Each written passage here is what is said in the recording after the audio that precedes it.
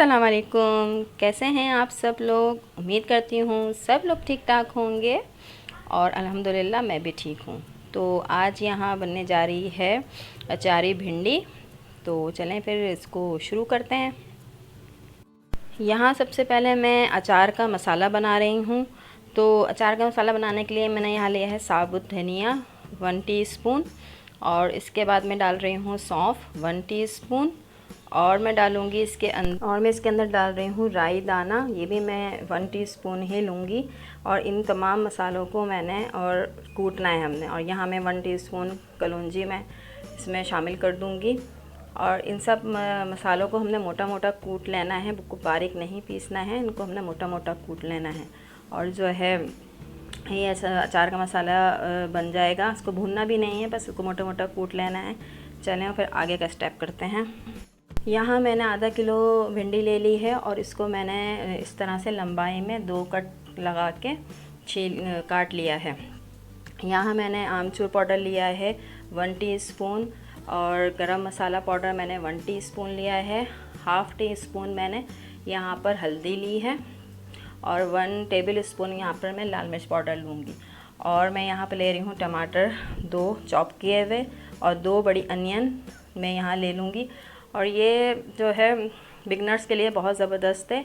यहाँ ज़ीरा मैंने लिया है थोड़ा सा, और यहाँ जो हमने मसाला कूटा था उसका मैं 1 टेबल स्पून भर के डालूँगी। ये पूरा नहीं डालना है, बस इसको बना के रख लें आप। और इसका 1 टेबल स्पून इतना मैं भर के इसमें शामिल कर दूँगी। और तो ये बिगनर्स के लिए बहुत ज़बरदस्त है रेसिपी, जो नए नए लोग सीखने वाले हैं। तो बहुत आसान है, बहुत ईजी है और बहुत जल्दी बन जाती है। चलें तो फिर यहाँ मैंने ऑयल ले लिया था एक कढ़ाई के अंदर, और सारा मैंने इसमें ज़ीरा और जो धनिया था अचार मसाला वो मैंने इसके अंदर डाल दिया है। अब मैं इसके अंदर प्याज को मैं इसमें शामिल कर रही हूँ। जो फर्स्ट वाला स्टेप था वो थोड़ा मुझसे डिलीट हो गया था, तो मैंने ज़ीरा और जो है अचार मसाला इसमें शामिल कर दिया। प्याज को जो है वो हमने सौते कर लेना है। इतना हमने सौते करना है कि थोड़ी सी ट्रांसपेरेंट टाइप की हो जाए।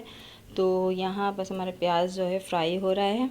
तो ये होता है तो फिर आगे का स्टेप मैं आपको बताती हूँ। अब यहाँ हमारा प्याज जो है वो सौते हो गया, तकरीबन इतना ही हमने इसको सौते करना है। और यहाँ पर हमने जो है अब हम इसमें टमाटर को ऐड कर देंगे। अच्छा, हमारी प्याज जो है वो बिल्कुल भी टूटने नहीं है, थोड़ा सा हमें भिंडी के अंदर नज़र आने चाहिए। तो ये सारे मसाले जो मैंने आपको बताए थे वो सारे मसाले हमने इसके अंदर ऐड कर देने हैं, और हम इसको अच्छे से मिक्स कर लेंगे। और ढकना ढक के टमाटर गलने तक इसको हम कुक कर लेंगे। यहाँ हमारा मसाला जो है वो तकरीबन रेडी है। टमाटर भी थोड़े से हमारे गल गए हैं। अब इस स्टेज पर जो है ये देखें प्याज भी हमारी घुली नहीं है, खड़ी खड़ी नज़र आ रही है। अब मैं इसके अंदर जो है वो भिंडी को शामिल करूँगी।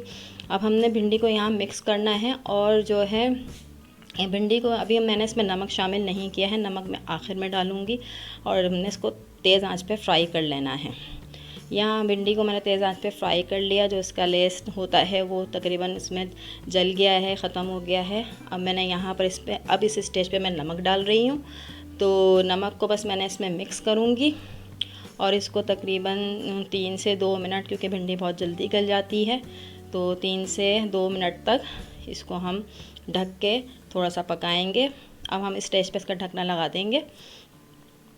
तो फिर यहाँ पर हमारी भिंडी बनके जो है वो रेडी हो गई है। ये देखें कितना खूबसूरत इसका कलर आ रहा है। भिंडियाँ जो है बिल्कुल खड़ी खड़ी आपको नज़र आएंगी। अब हम इसको डिश आउट कर लेते हैं।